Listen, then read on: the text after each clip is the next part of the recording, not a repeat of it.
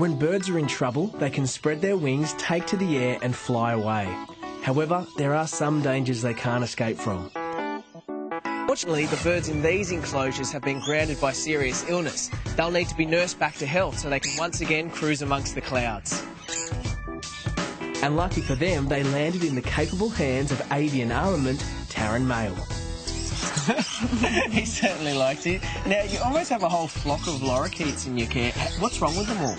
Well, most of them come in with a disease called beak and feather disease, which makes them lose their tail feathers and their flight feathers, and that's what helps them fly. So when they get this disease, they can't fly, and they end up falling to the ground when they try and leave the nest when they're young. So people find them and bring them into vets and things like that, and then I pick them up from the vets. Yeah.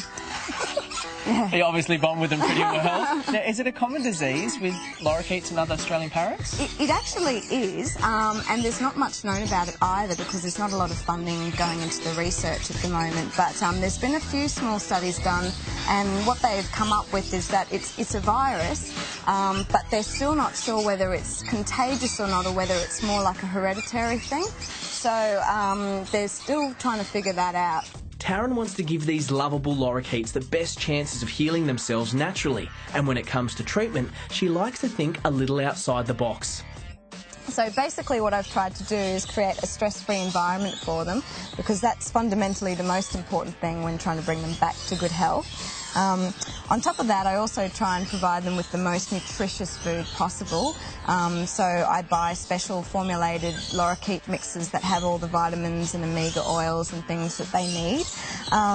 Then I treat them with herbs and homeopathy when they've got infections, or when they come in with the beak and feather disease.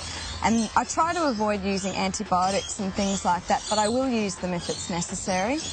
And then I also go picking flowers and grasses and things like that that they eat in the wild. An example of that would be eucalyptus leaves, because what they do in the wild is they'll tear open the leaf to release the oils, and then they rub it all over themselves, which stops parasites and worms and things like that. So I don't need to use chemicals with them because I provide them with those things so they can do it themselves. Yeah, cool. They obviously know they're being looked after well. He's very happy with you. Yeah, he's very happy.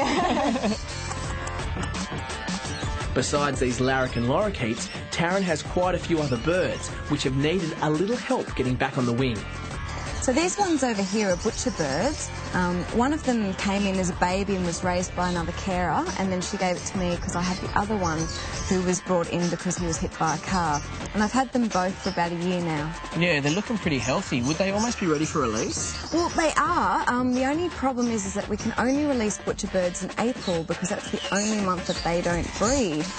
And they're extremely territorial, like magpies and kookaburras and those sorts of birds are. So it's also really important that when people hand them in to vets, that they leave their contact details and exactly where the bird was found. The rehabilitated lorikeets also have to be released in the area where they were found.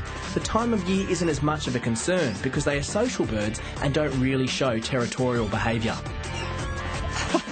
This larrikin lorikeet here is making a stellar effort at getting better, and with no time at all and with his personality, he'll be settling into a new flock. Won't you, mate? That's right. Okay, people, here we go.